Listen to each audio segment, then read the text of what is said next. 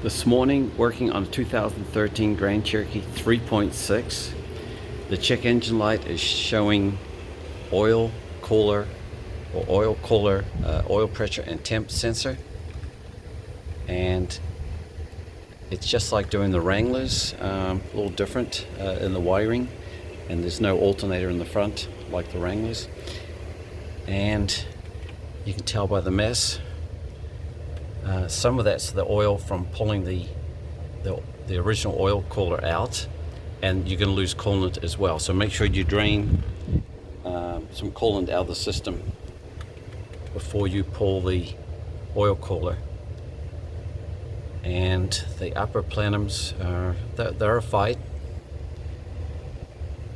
and you're going to release the injector harness, and maybe take some Scotch Brite and clean up the surface with the O-ring set for the oil and the coolant passages.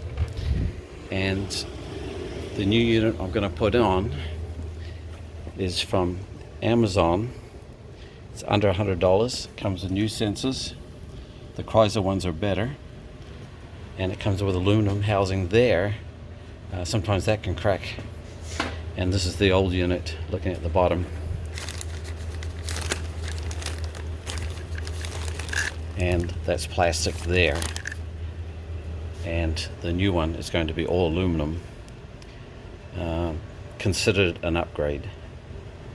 It comes with new gaskets and 5 new torque screws. Okay, there we have it. 2013 Grand Cherokee 3.6 doing the oil cooler, but mainly because the check engine light said oil sensor.